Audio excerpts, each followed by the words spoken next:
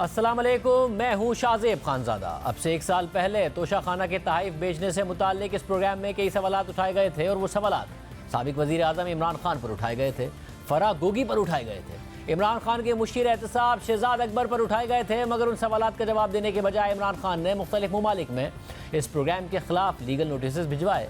मगर इसके बावजूद हम अपने मौक़िफ़ पर कायम रहे। बरतानिया में जियो न्यूज़ ने इस प्रोग्राम की तरफ से इमरान खान के लीगल नोटिस का जवाब दिया और दावा किया कि हमने तोशाखाना स्कैंडल की रिपोर्टिंग पर तमाम कानूनी तकाज़े पूरे किए हैं, तमाम सहाफ़ती तकाज़े भी पूरे किए हैं और तमाम इखलाकी तकाज़े भी पूरे किए हैं।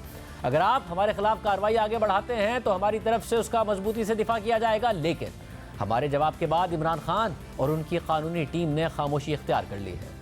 इमरान खान कानूनी तौर पर आगे बढ़ने के बजाय अपनी तकरीरों में अपने सपोर्टर्स को, अवाम को यकीन दिलाते रहे कि वो कानूनी चाराजोई कर रहे हैं। और इस वाक़े के एक साल गुजरने के बाद ये साबित हो गया है कि तोशाखाना केस की रिपोर्टिंग से मुताल्लिक हमारा मौक़िफ़ और तरीक़ाकार दुरुस्त था और इमरान खान के इल्ज़ामात गलत और बेबुनियाद थे। एक साल पहले हमारे प्रोग्राम में दुबई में मुक़ीम पाकिस्तानी बिजनेसमैन उमर फारूक ज़हूर ने दावा किया था कि इमरान खान को सऊदी वली अहद की तरफ से तोहफे में दी गई कीमती घड़ी का सेट उनके पास है, जो उन्होंने मुबैना तौर पर इमरान खान के मुशीर एहतसाब शहजाद अकबर के कहने पर दुबई में फराह गोगी से खरीद लिया था। और इमरान खान ने उस प्रोग्राम के बाद हम पर बरतानिया और मुत्तहदा अरब अमारात में हट जाने का दावा कर दिया था। खुद इमरान खान ने 16 नवंबर 2022 को ट्वीट किया था कि बस बहुत हो गया। कल जियो और खानजादा ने सरपरस्तों की मदद से एक मशहूर ज़माना धोखेबाज और आलमी सतह पर मतलूब मुजरिम की तराशी गई बेबुनियाद कहानी के जरिए मुझ पर बहुतान तराशी की। मैंने अपने वकला से बात की है और मैं जियो, खानजादा और इस धोखेबाज के खिलाफ पाकिस्तान में ही नहीं बल्कि बरतानिया और मुत्तहदा अरब अमारात में भी कानूनी चाराजोई का इरादा रखता हूँ। फिर उसी दिन इमरान खान ने अपने खिताब के दौरान ये धमकी दोहराई और कहा कि मैं आज अफसोस से ये कहना चाहता हूँ कि हमारा जो इंसाफ का निज़ाम है उस पर मुझे उम्मीद नहीं है कि मुझे कोई इंसाफ मिलेगा। मैं जियो ग्रुप के खिलाफ लंदन में अब केस कर रहा हूँ। इसके बाद भी इमरान खान अवाम के सामने यही बात दोहराते रहे, बरतानिया के अदालती निज़ाम की तारीफ़ करते रहे, पाकिस्तान के अदालती निज़ाम से मायूसी का इजहार करते रहे। इमरान खान ने बाकायदा बरतानिया में हमारे खिलाफ कानूनी चाराजोई शुरू करते हुए हमें लीगल नोटिस भेजा। लेकिन हमने न सिर्फ उस नोटिस का जवाब दिया बल्कि कानूनी तौर पर अपनी पोजीशन वाज़े की और बताया कि हमने जो भी रिपोर्टिंग की है वो सहाफ़ती उसूलों और इखलाकी दायरा कार में रह कर की है। हमारे प्रोग्राम में एक साबिक वज़ीर आज़म पर जो इल्ज़ामात लगे थे उसके पीछे एक पूरी कहानी थी और वो कहानी इस इर्द गिर्द घूमती थी कि तोशाखाना स्कैंडल से मुबैना तौर पर इमरान खान समेत उनके करीबी लोगों ने फ़ायदा उठाया था और मुबैना तौर पर इसमें वज़ीर आज़म इमरान खान का दफ्तर मुलव्विस था। और इस पूरी कहानी को रिपोर्ट करने से मुताल्लिक हमने ना सिर्फ दूसरी तरफ का मौक़िफ़ अपने प्रोग्राम में रखा था बल्कि उन इल्ज़ामात के जवाब के लिए मुसलसल इमरान खान समेत उनके करीबी लोगों से रब्ता किया था। बार बार उन्हें प्रोग्राम में शिरकत की दावत भी दी थी, उन्हें सवालनामे भी भेजे थे। मगर इसके बावजूद इमरान खान ने हमें लीगल नोटिस भिजवाए। और सिर्फ यही नहीं, अब से ठीक एक साल पहले 15 नवंबर 2022 को उमर फारूक ज़हूर ने हमारे प्रोग्राम के दौरान ही सऊदी अरब से इमरान खान को मिलने वाले कीमती तोहफे दिखा भी दिए थे, हमारे साथ तस्वीर और सर्टिफिकेट्स भी शेयर कर दिए थे और ये दावा किया था कि उन्होंने यह पूरा सेट मुबैना तौर पर बुशरा बीबी की दोस्त फराह गोगी से $20 लाख यानी उस वक्त पाकिस्तानी करेंसी में 28 करोड़ रुपए में खरीदा था और फराह गोगी के इसरार पर ही कैश में अदायगी की थी। उमर फारूक ज़हूर के दावे के बाद सियासी हलचल मच गई थी। इमरान खान पर कई अहम सवालात उठने लगे थे क्योंकि इस घड़ी की फ़रोख्त से मुतालिक इमरान खान के मौक़िफ़ और उमर फारूक ज़हूर के साथ मुबैना डील में पैसों का बहुत बड़ा फ़र्क सामने आ रहा था। इमरान खान ने इलेक्शन कमीशन में इस हवाले से मौक़िफ़ इख्तियार किया था कि तोशाखाना के इन तोहफ़े की कीमत 10 करोड़ से ज़ायद लगाई गई थी और उन्होंने ये सेट उसका 20% यानी 2 करोड़ 12 लाख रुपए अदा करके अपने पास रख लिया था और फिर बाद में 5 करोड़ 80 लाख रुपए में ये सेट फ़रोख्त कर दिया था। लेकिन इस पूरी ट्रांजैक्शन का इमरान खान ने कोई मनी ट्रेल नहीं दिया था। मगर घड़ी के मुबैना खरीदार उमर फारूक ज़हूर ने दावा कर दिया कि उन्होंने यह सेट खरीदने के लिए फराह गोगी को $20 लाख यानी 28 करोड़ रुपए अदा किए थे। ये इमरान खान साहब पर बहुत संगीन माली बेज़ाब्तगी का इल्ज़ाम था। एक वज़ीर आज़म की हैसियत से उन पर माली बेज़ाब्तगी का बहुत बड़ा इल्ज़ाम लगा दिया गया था जिसकी वजह से मुबैना तौर पर कौमी ख़जाने को करोड़ों रुपए का नुकसान पहुँचाया गया था। इस इंटरव्यू के फ़ौरन बाद ही हमने इमरान खान साहब के सामने चंद सवालात रखे, उनको और तहरीक इंसाफ के दीगर रहनुमाओं को अपने प्रोग्राम में आने की दावत दी, मगर किसी ने प्रोग्राम में शिरकत नहीं की और हमारे सवालात के जवाब देने के बजाय जियो न्यूज़ हमारे प्रोग्राम को निशाना बनाना शुरू कर दिया। हमारे खिलाफ पाकिस्तान, दुबई और बरतानिया में मुकदमा दायर करने की धमकी भी दे दी और बाद में हमें लीगल नोटिस भी भिजवा दिया जिसमें वो खुद गलत साबित हुए। एक तरफ इमरान खान समेत उनके करीबी लोग और तहरीक इंसाफ के रहनुमा हम पर मुकदमा करने की धमकी दे रहे थे, लेकिन इस पूरे तनाज़े का अहम किरदार जो बुशरा बीबी की दोस्त फराह गोगी हैं, जिनका नाम इस डील के हवाले से मुसलसल सामने आता रहा, उनसे मुताल्लिक इमरान खान अजीब व गरीब जवाब देकर उनका दिफा करते रहे। 1 मई 2022 को यानी अपनी हुकूमत जाने के 20 दिन बाद इमरान खान ने फराह गोगी का दिफा करते हुए कहा था कि मैं नैब से ये पूछना चाहता हूं कि ये जो आपने फराह खान के ऊपर केस डाला है, ये किसी को भी दिखा दें कि ये कोई केस बन सकता है। वो कौन सी अवामी ओहदेदार है? वो तो एक रियल इस्टेट में काम करती है पिछले 20 साल से। ये सीधी सीधी इंतकामी कार्रवाई है। ये कहा गया कि फराह गोगी की दौलत में 3 साल में बड़ा इजाफा हुआ है। आप सिर्फ ये चेक कर लें कि रियल इस्टेट में जो पिछले 3 साल में पैसा बना है वो पाकिस्तान की तारीख में कभी नहीं बना। रियल इस्टेट के अंदर जिस तरह का पैसा है वो रियल इस्टेट के लोगों से पूछें तो सही कि उनकी दौलत में कितना इजाफा हुआ है। ये कोई क्राइम तो नहीं है। यानी इमरान खान फराह गोगी का दिफा करते रहे, खुद ये भी कहते रहे कि इस मुल्क का सबसे बड़ा माफिया रियल इस्टेट माफिया है, मगर जब फराह गोगी पर इल्ज़ाम लगा तो उनका दिफा करने में ये तावील देते रहे कि मेरी हुकूमत में तो रियल इस्टेट के लोगों की दौलत में बेपनाह इजाफा हुआ है, इसलिए फराह गोगी ने कोई गलत काम नहीं किया है क्योंकि इसी तरह उनकी दौलत में इजाफा हुआ है। मगर इमरान खान हमारे खिलाफ कानूनी कार्रवाई करने की धमकी देते रहे। लेकिन इमरान खान ने जिस वक्त हमारे खिलाफ मुकदमा दायर करने की धमकी दी थी तो उस वक्त भी हमने उन्हें जवाब दिया था कि हम अपने मौक़िफ़ पर कायम हैं। इमरान खान जहाँ चाहें, जिस मुल्क में चाहें, जिस अदालत में चाहें, हम उनका सामना करने को तैयार हैं। मगर इमरान खान हमारे प्लेटफॉर्म या किसी भी फोरम पर हमारे उन सवालों का जवाब क्यों नहीं दे रहे हैं जो हम मुसलसल उनके सामने रख रहे हैं। इमरान खान साहब, उमर फारूक ज़हूर अगर आपके बकौल एक फ्रॉड भी है तो वो तोहफे जिसमें खाना काबा बना हुआ है और हीरे से भरी हुई घड़ी है, एक पेन जिसमें 1466 हीरे हैं, एक इंतहाई महंगे हीरे के साथ अंगूठी है और कफलिंग्स हैं, वो सऊदी वली अहद मोहम्मद बिन सलमान ने आपको दिए थे और इसलिए दिए थे कि आप पाकिस्तान के वज़ीर आज़म हैं। वो उसी उमर फारूक ज़हूर के पास मौजूद हैं जो बकौल आपके एक फ्रॉड है। इस मुल्क के अवाम ने 1.5 करोड़ से ज़्यादा वोट आपको दिए, मुल्क के वज़ीर आज़म आप बने, खुद को सादिक व अमीन आप कहते हैं, रियासत मदीना के दावेदार आप हैं, खुलफाए राशिदीन की मिसाल आप देते हैं, अपनी तहरीक का आज़त सल्लल्लाहु अलैहि वसल्लम की तकालीफ से मुवाजना आप करते हैं, इसलिए जवाब आपको देना है। आप हर मौके पर खुद पर उठने वाले सवालों का जवाब देने के बजाय दूसरों पर इल्ज़ामात की बौछार करके सिर्फ डिस्क्रेडिट ना करें, बल्कि अब आपको जवाब देने हैं। अगर आपका दावा है कि उमर फारूक ज़हूर की कहानी में झोल है तो आपकी कहानी में उससे ज़्यादा झोल है। अगर एक लम्हे के लिए मान लें कि उमर फारूक ज़हूर की कहानी आपके दावे के मुताबिक बिल्कुल झूठ है, तो आइए आपकी कहानी आवाम के सामने रख देते हैं। आपकी कहानी यह है कि आपने खुद बकौल आपके 10 करोड़ रुपए के तोहफे 5 करोड़ 70 लाख रुपए में इस्लामाबाद की एक लोकल मार्केट में एक खस्ता हाल दुकान में बेच दिए और उसकी बैंकिंग ट्रांजैक्शन भी आप दिखाने को तैयार नहीं। आप एक फोटोकॉपी हुए लेटर हेड पर एक हाथ से लिखी हुई रसीद दिखाकर चाहते हैं कि कौम यकीन करे कि तकरीबन 5.25 करोड़ की अदायगी इस रसीद के साथ इस दुकान पर हो गई है और अब मालिक भी दुकान बेचकर भाग गया है। जिस वक्त हम मौजूद हैं इस्लामाबाद की जिना सुपर मार्केट के अंदर मौजूद गोल मार्केट में, और ये वो दुकान है आर्ट ऑफ टाइम जिससे ये रसीद निकली है, जो कि रसीद है इमरान खान साहब को जो तोहफा दिया गया था क्राउन प्रिंस मोहम्मद बिन सलमान की तरफ से, कीमती घड़ी का, कीमती पेन और कफलिंग्स का। इस दुकान की ये रसीद है जो कि 22 जनवरी 2019 को जारी हुई है। यहाँ पर दुकान के मालिक बख्तियार हैं जो कि बता रहे हैं कि ये दुकान उन्होंने 2020 में ली है। इससे पहले मसूद साहब मालिक होते थे जो कि ये अपना कारोबार घड़ियों का करते थे, वो बेच के चले गए हैं और अब ये दुकान इनके पास है और इस कारोबार को चला रहे हैं। उनका ये कहना है कि नए मालिक का ये कहना है कि वो इस रसीद के हवाले से कुछ नहीं जानते। पहले फवाद चौधरी कह चुके हैं कि घड़ी मुल्क से बाहर बेच दी, तो क्या हो गया?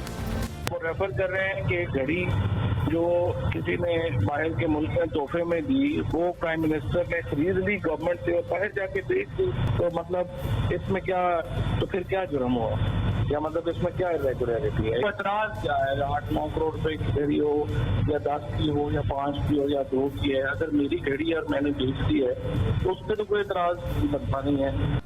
और तहरीक इंसाफ का दावा है कि पाकिस्तान में ये घड़ी बेची गई है, दुकानदार का मगर नाम नहीं बता रहे हैं बल्कि छुपा रहे हैं। जिस डीलर को ये 5 करोड़ 70 लाख में ये बेचा गया, मेरी इतला के मुताबिक उस डीलर ने इसको सेट को आगे बेचा है, शायद इन्हीं हजरात को 6 करोड़ 10 लाख पे बेचा है। और वो डीलर भी जो था उसका नाम मैं अभी रिवील नहीं करूंगा क्योंकि वो अभी मुल्क से भागे हुए हैं, वो भी दुबई में है, क्योंकि जब हमारी हुकूमत गई तो FIA ने उस जो डीलर होता है उसको भी उठा लिया था, उसको अंदर भी किया हुआ था काफ़ी देर पे। उसके बाद जब उसको छोड़ा तो वो मुल्क डर के मारे मुल्क छोड़ के बाहर भागा हुआ है। उससे भी इंशाल्लाह आज राब्ता होगा और हकायक पता चल जाएंगे कि उन्होंने किसको बेचा, एग्जैक्टली कितने के बेचा। उस डीलर का नाम भी पता है, उनका नंबर भी पता है, उनको दुबई में उनका अता पता भी पता है। तो इंशाल्लाह ये भी हकायक सारे सामने आ जाएंगे, तो ये झूठ भी आपको एक आपके सामने अनअर्थ हो जाएगा। तो सवाल यह है कि अगर हुकूमत ने उसे गिरफ्तार किया और टारगेट किया तो इसका मतलब है हुकूमत को तो उसका नाम पता है, फिर आवाम से क्यों छुपा रहे हैं? क्यों उसका नाम और बैंकिंग ट्रांजैक्शन की पूरी मनी ट्रेल आवाम के सामने नहीं रख रहे हैं? फिर खान साहब, आप चाहते हैं कि कौम इस बात पर यकीन करे कि इस तोहफे में एक पेन जिसमें 1466 सिर्फ हीरे हैं, उसमें से पेन की कीमत निकाल दें। यह सोने का पेन है, इसमें से सोने की कीमत भी निकाल दें। ग्राफ जो कि दुनिया का सबसे महंगा तरीन ब्रांड है, जिसने $55 मिलियन यानी तकरीबन 125 अरब रुपए की घड़ी भी बेची है, उसकी ब्रांड वैल्यू भी निकाल दें।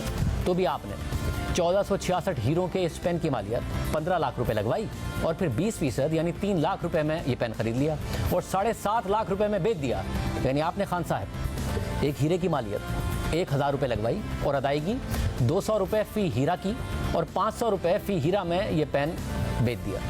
खान साहब, आपकी इस बात पर हंसा तो जा सकता है मगर यकीन नहीं किया जा सकता है, क्योंकि जिस मार्केट में आपके बकौल आपने 500 रुपये के हिसाब से एक कीमती तोहफा बेच दिया है, इस मार्केट में आप इतने पैसों में एक वक्त का खाना भी नहीं खा सकते हैं। और ग्राफ कंपनी तो दुनिया के बेहतरीन हीरो के लिए जानी जाती है। इसके अलावा खान साहब, आपको ये जवाब भी देना है कि तोशाखाना स्कैंडल आपके दौरे हुकूमत में ही सामने आ गया था, मगर आपने पूरी कोशिश की कि तफसीलात सामने ना आए और दोस्त ममालिक की नाराज़गी का बहाना बनाते रहे। और जिस सहाफ़ी ने ये स्कैंडल कवर किया उसके साथ क्या क्या हुआ वो अपनी कहानी बार बार बताता रहा है। उस सहाफ़ी और उसकी वालदा को धमकियाँ दी गई, 2 बार नौकरी से निकलवाया गया। जब वो अदालत गया तो अदालत के सामने बहाने बनाए गए। मतलब आपको इसका भी जवाब देना है। ये वो सवाल हैं जिनकी वजाहत खुद इमरान खान साहब ने करनी है या उनके साथियों ने करनी है। आवाम उनके जवाब के मुंतज़िर है। लेकिन आज पूरा दिन गुजर गया मगर तहरीक इंसाफ की तरफ से इन सवालों का जवाब नहीं आया। तहरीक इंसाफ दावा करती रही कि पाकिस्तान में जिस दुकान के मालिक ने घड़ी खरीदी थी वो दुबई में मौजूद है। वो बाद में मंजर आम पर आकर खुद उनके हक़ में गवाही देगा और फिर वो दुकानदार मंजर आम पर भी आए, दुबई से ही मंजर आम पर आए। लेकिन उन्होंने क्या गवाही दी आप खुद देख लीजिए।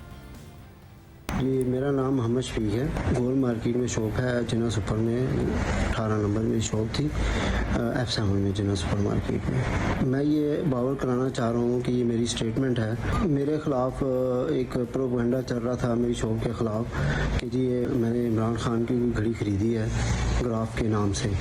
तो ना वो मेरा बिल है, ना मेरे साइन है, ना वो मेरी हैंड राइटिंग है। मैं बिल्कुल डिनाई करता हूँ कि ना मैंने वो वॉच खरीदी और ना मुझे इसका कुछ इल्म है। मेरा इससे कोई ताल्लुक़ ही नहीं है, ठीक है। और ये मेरा सियासी तौर पे जो नाम लिया जा रहा है बार बार, शफीक ने खरीदी, तो इस चीज़ को मैं बिल्कुल डिनाई करता हूँ। यानी तहरीक इंसाफ के तमाम दावे गलत साबित हो रहे थे मगर हमारे उठाए गए सवालात और नकात का कोई जवाब नहीं दिया गया। और फिर 2 हफ्ते बाद 30 नवंबर 2022 को फराह गोगी ने पाकिस्तान में हमें इस बात पर लीगल नोटिस भेजकर माफ़ी का मुतालबा किया था क्योंकि हमने तोशाखाना के तहफ़ बेचने से मुतालिक उनके मुबैना किरदार का जिक्र किया था। और इस लीगल नोटिस के जवाब में 30 नवंबर को ही हमने फिर प्रोग्राम भी किया था और बताया था कि इस पूरे मामले पर किस तरीके से हमने अपनी सहाफ़ती जिम्मेदारी पूरी की है और हम इस लीगल नोटिस पर माफ़ी नहीं मांगेंगे और अपने मौक़िफ़ पर कायम रहेंगे। जैसे ही 15 नवंबर को उमर फारूक ज़हूर का ये इंटरव्यू खत्म हुआ, हमने सहाफ़ती जिम्मेदारियों की पासदारी करते हुए उमर फारूक ज़हूर के इल्ज़ामात पर शहजाद अकबर और फराह खान गोगी से मौक़िफ़ लेने के लिए फ़ौरी रब्ता किया और उसी दिन प्रोग्राम में उनकी शिरकत की दावत दी, मगर वो दोनों ही प्रोग्राम में नहीं आए।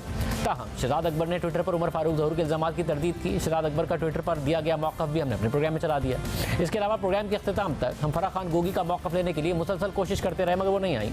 और फिर हमारे प्रोग्राम के बाद फराह खान गोगी ने एक रिपोर्टर को अपना मौक़िफ़ दिया जो जियो न्यूज़ पर मुसलसल चलाया गया। फिर अगले दिन दोबारा हमने फराह खान गोगी को प्रोग्राम में शिरकत की दावत दी मगर वो फिर नहीं आई। लेकिन उनके शौहर एहसन जमील गुज्जर अपनी अहलिया की तरफ से जवाब देने के लिए हमारे साथ इंटरव्यू के लिए प्रोग्राम में आए। हमने 16 नवंबर को इस तफसीली इंटरव्यू के दौरान एहसन जमील गुज्जर को अपनी अहलिया की तरफ से मौक़िफ़ देने और उमर फारूक ज़हूर के इल्ज़ामात पर जवाब देने के लिए पूरा वक्त दिया और उनका पूरा इंटरव्यू नाज़रीन के सामने रखा। जहाँ तक उमर फारूक ज़हूर के इस इल्ज़ाम का ताल्लुक है कि फराह खान गोगी ने अप्रैल 2019 में दुबई में आकर उन्हें ये तहाइफ फ़रोख्त किए थे, तो ऐसा नहीं है कि हमने उमर फारूक ज़हूर के इस इल्ज़ाम को नज़रअंदाज कर दिया था। हमने ख़ास तौर पर एहसन जमील गुज्जर के सामने ये सवाल रखा था और उन्हें अपनी पोजीशन वाज़े करने का मौका दिया था। हमने सवाल किया था कि उस वक्त 2019 में फराह खान कभी दुबई गई थी, तो एहसन जमील गुज्जर ने जवाब दिया कि दुबई तो हमारा आना जाना लगा रहता है, लेकिन आप कोई पर्टिकुलर डेट्स बताएं तो मैं चेक करके बता सकता हूं। तो हमने उनसे पूछा कि फराह खान साहिबा अप्रैल 2019 में दुबई गई थी, हम अभी इंतजार कर लेते हैं। अगर फराह खान साहिबा आपके साथ हैं तो उनसे पूछ लें कि क्या वो अप्रैल 2019 में दुबई गई थी। तो देखिए क्या जवाब दिया। 2019 में कभी फराह खान साहिबा दुबई गई? दुबई तो हमारा आना जाना लगा रहता है, लेकिन अगर आपको पर्टिकुलर डेट्स बताएं तो मैं चेक करके बता सकता हूँ। अप्रैल 2019 में, मैं अभी इंतजार कर लेता हूँ, अगर फराह खान साहिबा आपके साथ हैं तो उनसे पूछ लें अप्रैल 2019 में क्या वो दुबई गई? नहीं, मेरे साथ नहीं है इस वक्त, but I will get back to you on this, but I am certain कि अगर वो गई भी हों तो उनका इस वॉच से, इस खरीदो फरोख्त से किसी किस्म का कोई ताल्लुक नहीं है और इस बंदे से वो कभी नहीं मिली। मगर एहसन जमील गुज्जर ने अपने वादे के मुताबिक हमें फराह खान गोगी साहिबा की कोई सफरी मालूमात फराहम नहीं की। अगर वो ये डेटा शेयर कर देते तो हम उनका ये मौक़िफ़ भी अपने प्रोग्राम में चला देते। ताहम सहाफ़ी ताहिर इमरान मियाँ, जो एक अच्छे तहकीकाती सहाफ़ी हैं, उन्होंने हमारे इस इंटरव्यू के 2 दिन बाद ट्रैवल हिस्ट्री की बुनियाद पर स्टोरी की कि फराह खान गोगी अप्रैल 2019 में अमेरिका तो गई थी मगर दुबई नहीं गई थी। मगर एहसन जमील गुज्जर या फराह खान गोगी साहिबा ने खुद हमें इसकी तफसीलात फराहम नहीं की और अब तक नहीं की कि ये बात दुरुस्त है या गलत है। ये वो टाइमलाइन है जो हमने आपके सामने रखी है और कहीं भी हमने अपनी सहाफ़ती जिम्मेदारियों से कोताही नहीं बरती है। लेकिन फराह खान गोगी ने अपने वकील मोहम्मद अजहर सिद्दीक के जरिए हमें हर जाने का नोटिस भेज दिया है और हमसे माफ़ी का मुतालबा कर दिया है। मगर हमारा वाज़े मौक़िफ़ है कि हम अपनी पोजीशन पर आज भी कायम हैं। हमारे पास उमर फारूक ज़हूर का इंटरव्यू करने के लिए रीज़नेबल ग्राउंड्स मौजूद थे। उनके पास सऊदी वली अहद की तरफ से इमरान खान को तोहफे में दिया गया घड़ी का सेट मौजूद था, जिसकी तरदीद आज तक इमरान खान समेत किसी ने भी नहीं की है कि ये वो सेट नहीं है जो सऊदी वली अहद ने इमरान खान को बतौर वज़ीर आज़म तोहफे में दिया था। हमने पूरी तहकीक के बाद ही उमर फारूक ज़हूर का इंटरव्यू किया था और साथ ही साथ इंटरव्यू से पहले, इंटरव्यू के दौरान और इंटरव्यू के बाद तमाम सहाफ़ती उसूलों की मुकम्मल पासदारी की थी और ऐसी कोई सहाफ़ती लापरवाही नहीं बरती कि जिस पर हमें माफ़ी मांगनी पड़े। मज़ीद ये कि हमारे इंटरव्यू से पहले और बाद में भी उमर फारूक ज़हूर ने दीगर चैनल्स पर भी इंटरव्यूज़ दिए और तकरीबन यही बातें वहाँ भी की। फराह खान गोगी के लीगल नोटिस पर हमारा जवाब है कि हम मुआफ़ी मांगने का बिल्कुल भी इरादा नहीं रखते और कानूनी जंग लड़ने के लिए तैयार हैं। वो अदालत जाएं, हम उनका अदालत में भी सामना करेंगे और वो अगर चाहें तो अपना मौक़िफ़ देने के लिए हमारे प्रोग्राम का प्लेटफॉर्म भी उनके लिए हाजिर है। और ऐसा भी नहीं है कि उमर फारूक ज़हूर के इंटरव्यू के दौरान हम उनकी हर बात पर यकीन करते चले गए। हमने पूरे इंटरव्यू के दौरान अपने दीगर इंटरव्यूज़ की तरह उमर फारूक ज़हूर के मौक़िफ़ में जहाँ झोल नज़र आया वहाँ हक़ाइक़ सामने लाने के लिए सवालात किए। $12 मिलियन का मतलब है, आप कह रहे हैं कि तकरीबन 1 अरब 70 करोड़ रुपए की इसकी कीमत है। 2 करोड़ रुपए मुल्क के वज़ीर आज़म ने अदा किए हैं। 1 अरब 68 करोड़ रुपए का मुल्की ख़जाने को नुकसान हुआ है। और अगर आपको ये हो रहा है कि जी पाकिस्तान के हवाले से फिर जब आपने देखा पूरा स्कैंडल आया तो 1 अरब 68 करोड़ रुपए का मुल्की ख़जाने को नुकसान हो तो आपको फिर तैयार तो होना चाहिए कि अगर पाकिस्तान में इस केस पर तहकीकात हो रही हैं, मामला अगर अदालत में है तो आप आकर अपना मौक़िफ़ देंगे। अगर अदालत आपसे कहती है ये सबूत सारे के सारे रखेंगे जो आपके पास मौजूद हैं? बिल्कुल जी, मेरे पास घड़ी मौजूद है और उसके सारे सर्टिफिकेट्स मौजूद हैं। ऑलरेडी मैं अपने लिए आपके सामने बात कर रहा हूँ, इसको कंफर्म कर रहा हूँ कि जी मैंने ये ख़रीदी है और किस कीमत पे मैं ख़रीदी है और इसकी जो अप्रेजल है उसको भी मैं आपसे शेयर करने के लिए तैयार हूँ। और आप इंडिपेंडेंटली अप्रेजल कोई भी कराना चाहे तो वो भी बेशक करवा लें, कोई इसमें कोई दो राय नहीं है। जहाँ पर आपसे ये पूछा जा सकता है कि भाई आपने इनसे ली है तो वो आप कैसे साबित करेंगे, और ज़रा उनसे दूसरा सवाल होगा कि वो साबित करें फिर अगर आपने इनको नहीं बेची है उमर फारूक साहब को तो और किसको बेची है, क्योंकि खान साहब ने भी नहीं बताया कि उन्होंने किसको ये बेची थी, उस शख्स का अभी तक नाम सामने नहीं आया है। तो आप कन्विंस्ड हैं और ये साबित कर देंगे कि ये आप ही पहले बायर हैं इसके? जी बिल्कुल, मेरे पास घड़ी पड़ी हुई है और ये इसका यूनिकनेस ये है कि ये एक ही वाहिद घड़ी है पूरी दुनिया में और मैंने 2019 में खरीदी थी और सब्सिक्वेंटली तब से मेरे पास ही है। इससे ज़्यादा मैं आपको क्या कंफर्म कर सकता हूँ जी। अभी तक ये बात नहीं कन्विंसिंग लग रही है कि आप खामोश क्यों रहे हैं अभी तक, क्योंकि ज़ाहिर इमरान खान साहब वज़ीर आज़म नहीं रहे थे, मामला बहुत ज़्यादा स्क्रीन पे था, फैसला तोशाखाना का भी आ गया था, एक बहुत बड़ा स्कैंडल बन गया था। मेरे लिए तो ये कोई ऐसी बात नहीं थी कि जिसको मैं पोलिटिसाइज करूँ, ना ही मेरा कोई पॉलिटिकल किसी किस्म का अलायंस है किसी पॉलिटिकल पार्टी से। मुझे जब पता चला इस ट्रांजैक्शन के बारे में और जब ये पब्लिक हुई इंफॉर्मेशन तो ऑब्वियसली आई फेल्ट के ये एक बड़ी अनरीजनेबल किस्म की बात है कि आप मार्जिनल से पैसे जमा करा के स्टेट के ख़जाने में इतनी महंगी चीज़ निकाल के और उसको आप ट्रेड करें, तो आई थिंक ये बड़ी एक अनएथिकल किस्म की एक इनके तरफ से काम हुआ है। आपको इसलिए गुस्सा आया कि अनएथिकल काम हुआ है, जैसे गुस्सा आया कि शहजाद अकबर ने आपके साथ अच्छा नहीं किया था और आपको गुस्सा है उन पर, इसलिए आप ये सारे के सारे मामला अब सामने लेकर आ रहे हैं? नहीं जी, मैंने क्या किसी पे गुस्सा करना है, वो अपने की खुद भुगतेंगे और भुगत रहे हैं। अभी भी ऑब्वियसली पाकिस्तान से भागे हुए हैं, उन पे केसेस बने हुए हैं। मेरा ये इंटरव्यू देने का ये मतलब नहीं है कि मैं उनको इस इंटरव्यू के थ्रू कोई प्रेशराइज करूं। ये एक जो फैक्ट्स है मैंने आपके सामने रखा है जी। ये तो उमर फारूक ज़हूर के इल्ज़ामात हैं और हमारे सवालात के जवाब में उमर फारूक ज़हूर ने दावा किया था कि वो पाकिस्तानी अदालतों में सामना करने को तैयार है। तो देखते हैं कि वो फराह खान साहिबा को क्या जवाब देते हैं, मगर हम आवाम के सामने रखते हैं कि उस पूरे स्कैंडल पर हमारी तहकीकात के नतीजे में एक और स्कैंडल भी सामने आ गया और उस पर अभी तक हमें कोई जवाब नहीं दिया गया है। मुबैना बिजनेसमैन मोहम्मद फारूक ज़हूर का दावा है कि बुशरा बीबी की दोस्त फराह खान गोगी ने अप्रैल 2019 में उन्हें यह कीमती घड़ी 28 करोड़ रुपए में फरोख्त कर दी थी। और अहम नुकता यह है कि इससे एक महीने बाद यानी मई 2019 में फराह खान गोगी ने इमरान खान की हुकूमत में एमनेस्टी स्कीम से 33 करोड़ रुपए का फायदा उठा लिया था। यानी मुबैना तौर पर एक महीने के अंदर अंदर ये दो बड़े काम हो गए थे। 7 माह पहले जब तोशाखाना स्कैंडल की तफसीलात सामने नहीं आई थी और फराह गोगी पर इल्जामात लग रहे थे तो फराह गोगी के शौहर एहसन जमील गुज्जर हमारे प्रोग्राम में आए और जब हमने उनसे पूछा कि कैसे और क्यों फराह गोगी ने इमरान खान की हुकूमत में एमनेस्टी स्कीम से फायदा उठा लिया तो उन्होंने इनकार नहीं किया और वादा किया कि वो तमाम दस्तावेजात हमें भेजेंगे। मगर 7 महीने गुजर गए और कोई दस्तावेजात उन्होंने हमें नहीं भेजी।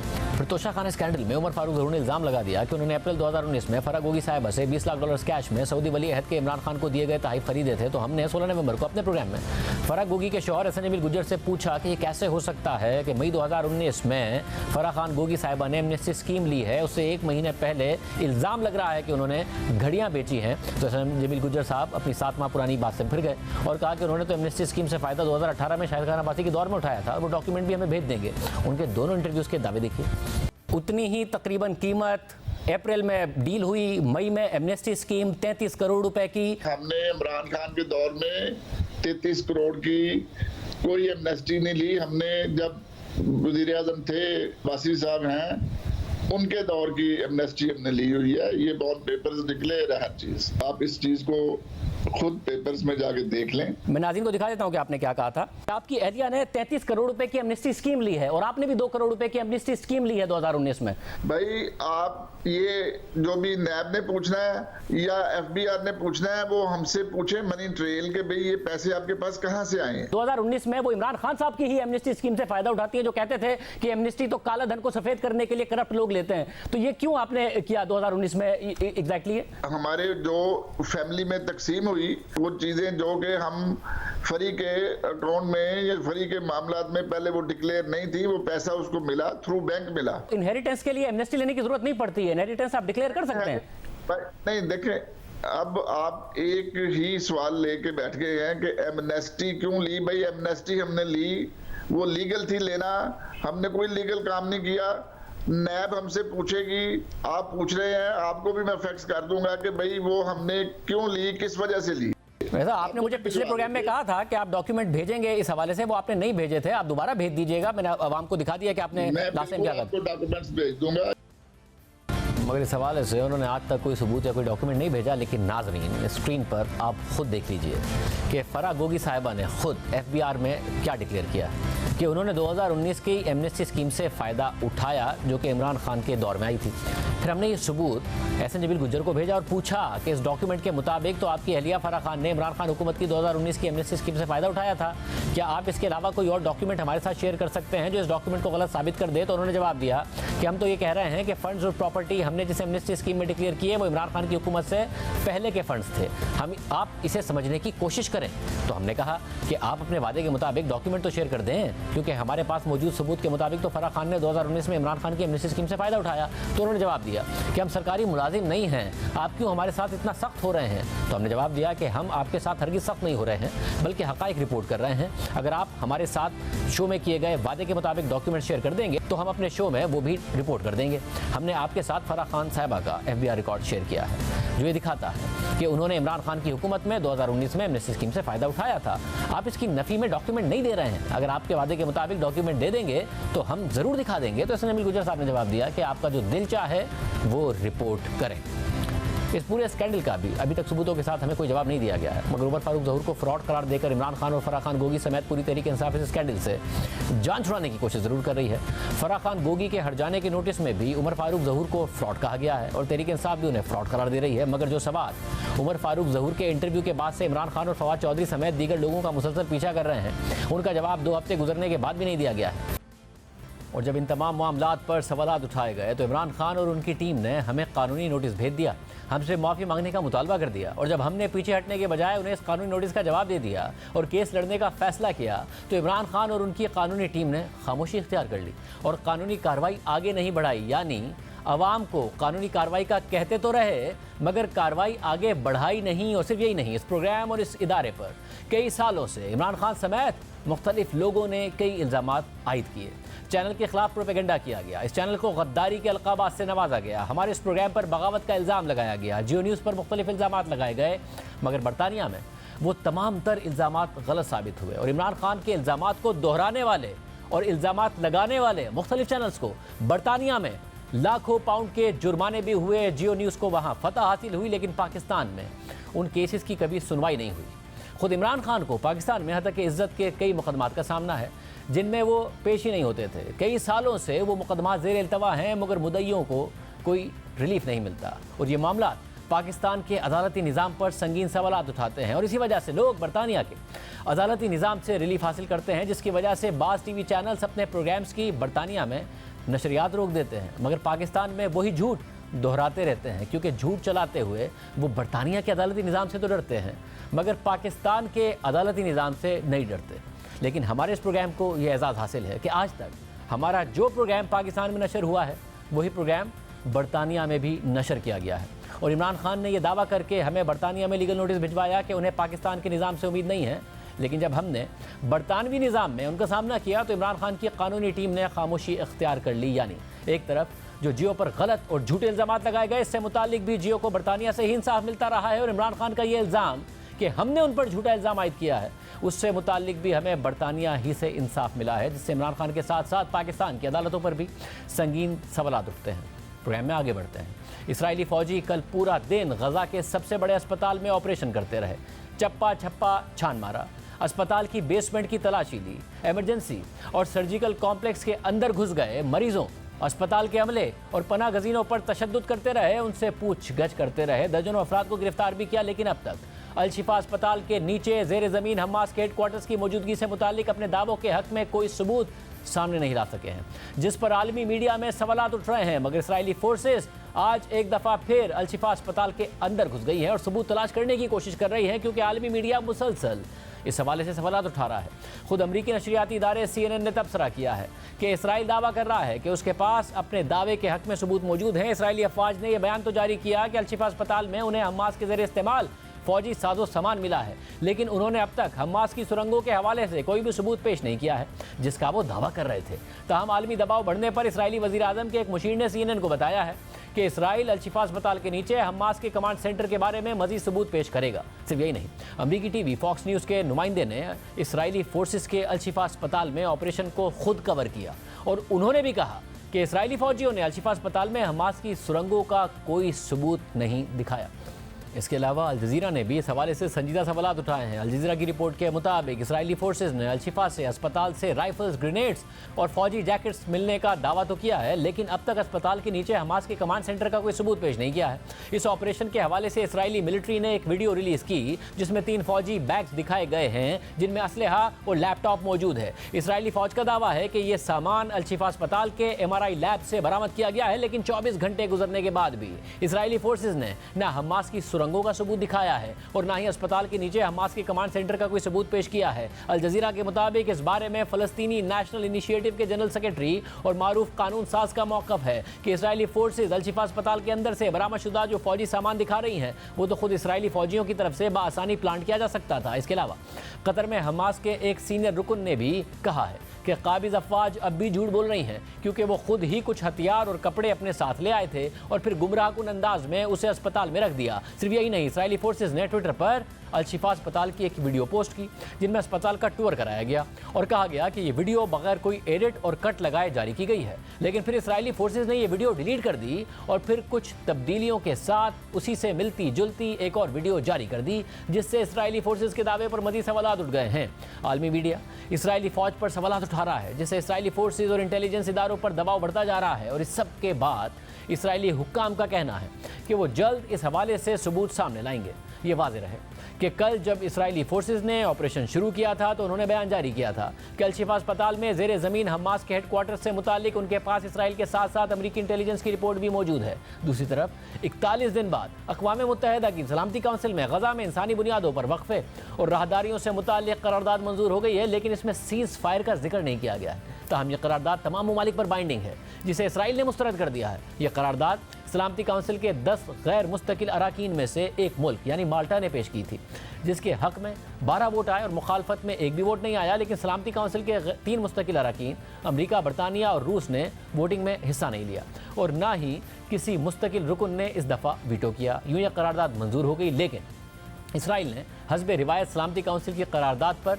अमल दरामद करने से इनकार कर दिया है। अल जज़ीरा के डिप्लोमेटिक एडिटर के मुताबिक ये एक बाइंडिंग इंटरनेशनल कानून है, लेकिन हम जानते हैं कि इसराइल ने सलामती काउंसिल की ऐसी कई करारदादों पर अमल नहीं किया। लेकिन इससे इसराइल पर दबाव ज़रूर बढ़ेगा क्योंकि अमरीका ने इस करारदाद को मंजूर होने दिया है। अमरीका चाहता तो वो इसे वीटो कर सकता था। 18 अक्टूबर को जब इसी तरह की करारदाद पर वोटिंग हुई थी तो तमाम ममालिक ने या तो हिमायत की थी या फिर वोट ही नहीं डाला था, लेकिन अमरीका वो वाहिद मुल्क था जिसने खिलाफ वोट दिया था और अपना वीटो पावर इस्तेमाल किया था। ये सूरत हाल वाज़ेह कर रही है कि अमेरिका दोहरी मुश्किल में फंसा हुआ है। उसने एक तरफ इसराइल की हिमायत जारी रखी हुई है तो दूसरी तरफ आलमी और अंदरूनी दबाव की वजह से उसे बज़ाहिर पीछे हटना पड़ रहा है। सिर्फ यही नहीं, कल बरतानवी पार्लियामेंट में गज़ा में सीज़ फायर से मुतालिक एक तरमीम पेश की गई थी जो वैसे तो मुस्तरद हो गई क्योंकि सीज़ फायर के हक में 183 वोट डाले गए जबकि मुखालफत में 290 वोट डाले गए। लेकिन इसकी अहम बात यह थी कि लेबर पार्टी के अपने 56 अराकीन ने पार्टी लाइन से हटकर सीज़ फायर के हक में वोट दिया, जिससे वाज़ेह हो रहा है कि इसराइल के इत्तेहादी ममालिक भी अब आहिस्ता आहिस्ता इसराइली कार्रवाइयों का दिफा नहीं कर पा रहे हैं।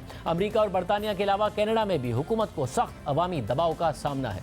कनाडा के वज़ीर आज़म जस्टिन ट्रूडो वैनकूवर में एक रेस्टोरेंट में खाना खाने के लिए बैठे हुए थे तो मुजाहिरीन ने उन्हें घेर लिया और फिर सीज़ फायर नाउ और शेम ऑन यू के नारे लगाते रहे। फिर उन्हें रेस्टोरेंट से निकलना पड़ा, मगर मुजाहिरीन नारे लगाते रहे और ये सूरत हाल उस वक्त तक जारी रही कि जब तक जस्टिन ट्रूडो गाड़ी में बैठकर वहाँ से चले नहीं गए।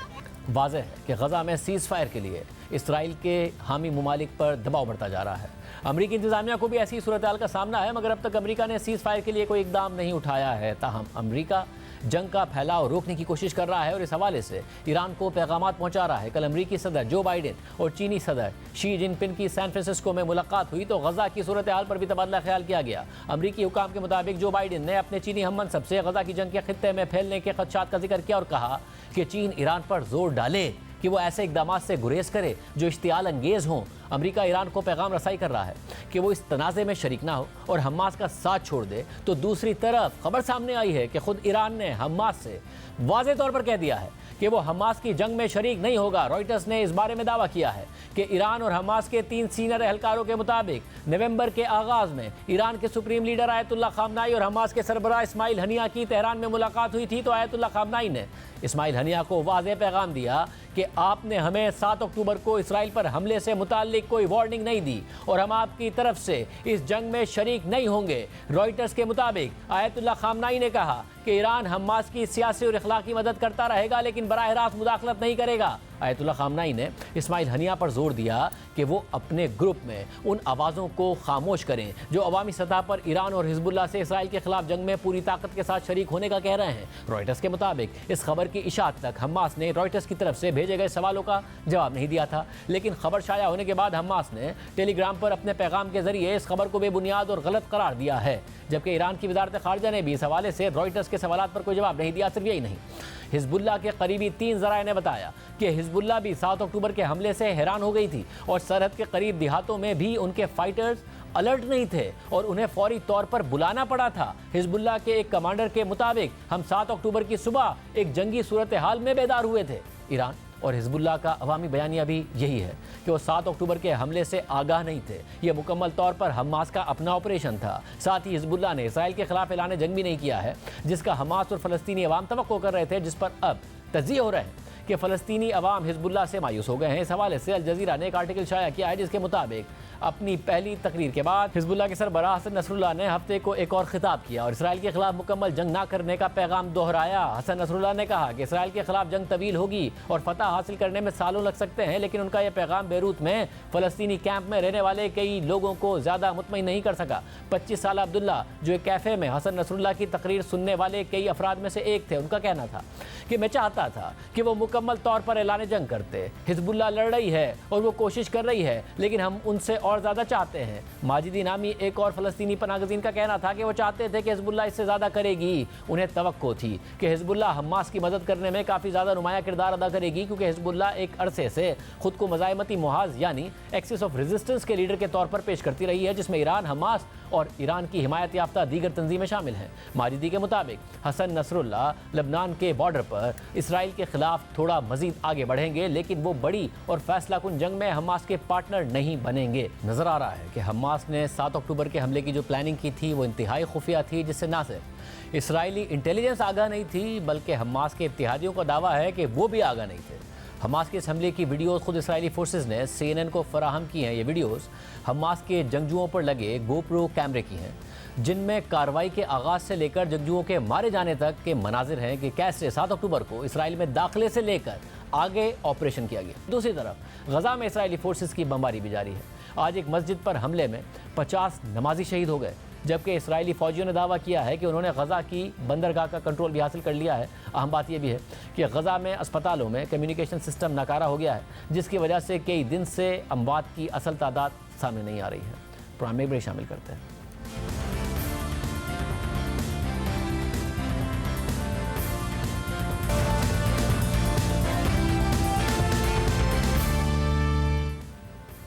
सुप्रीम कोर्ट ने गुज़िश्ता रोज़ फैज़ाबाद धरना अमल दरामद केस की अहम समाअत की थी, जिसके दौरान वफाकी हुकूमत ने इंक्वायरी कमीशन तश्कील देने का ऐलान किया था और समाअत के दौरान चीफ जस्टिस काजी फ़ाइज़ ईसा और जस्टिस अतहर बिन अल्लाह के अहम रिमार्क्स भी सामने आए थे।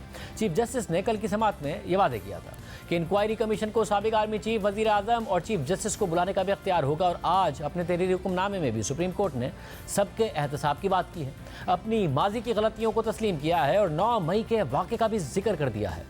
कल की समाअत के आज जारी होने वाले तहरीरी हुक्मनामे में चीफ जस्टिस काजी फ़ाइज़ ईसा ने लिखा है कि इस अदालत ने 6 फरवरी 2019 के फैसले के जरिए पाकिस्तान में पुरतशद्दुद मुजाहिरों की तारीख का सुराग लगाया था और मुस्तकबिल के लिए खबरदार भी किया था। ताहम तकरीबन 5 साल पहले हमने जिन खदशात का इजहार किया था, उन्हें आने वाली हुकूमतों ने नज़रअंदाज कर दिया। नज़रसानी की दरख्वास्तें दायर की गई, लेकिन उन्हें समाअत के लिए मुकर्रर नहीं किया गया, जिसकी वजह से हमारे फैसले पर अमल दरामद में रुकावट पैदा हुई। किसी पर कोई जिम्मेदारी आयद नहीं की गई और ना ही माजी की पुरतशद्दुद कार्रवाइयों के लिए किसी को जवाबदेह ठहराया गया। ये ताज्जुब की बात नहीं है कि तशद्दुद को अपने मकासद के हुसूल के लिए एक जायज़ जरिया समझा जाता रहा। एक आज़ाद अदलिया, एक जामे और रवादार पाकिस्तान के लिए जिद्दोजहद करने वालों को इंसाफ के बगैर नज़रअंदाज किया गया। कौम को इसके नताइज भुगतना पड़े, जैसा कि 9 मई 2023 के हालिया वाक़यात से जाहिर है। फैसले में शेख रशीद अहमद की जानिब से नज़रसानी की अपील दायर करने और वापस लेने के हवाले से चीफ जस्टिस काजी फ़ाइज़ ईसा ने लिखा है कि हैरत की बात है कि एक सियासी जमात के रहनुमा, एक देरीना रुकने पार्लियामेंट और एक वफाकी वजीर के आला ओहदे पर फाइज रहने वाले शख्स ने गलत फहमी की बुनियाद पर दरख्वास्त दायर की। लिहाजा हमने इस्तफसार किया कि क्या उन्होंने दरख्वास्त किसी के कहने पर दायर की थी, लेकिन ये बात दोहराई गई कि ये दरख्वास्त गलत फहमी के तहत ही दायर की गई है। वफाकी हुकूमत की जानिब से एक कमीशन तश्कील दिया गया है और उसके टर्म्स ऑफ रेफरेंस में इस पहलू को भी शामिल करने की तजवीज़ है और हमें यकीन है कि कमीशन टर्म्स ऑफ रेफरेंस पर अमल करेगा। अटॉर्नी जनरल ने कहा है कि टर्म्स ऑफ रेफरेंस में एक पहलू शामिल नहीं हुआ है,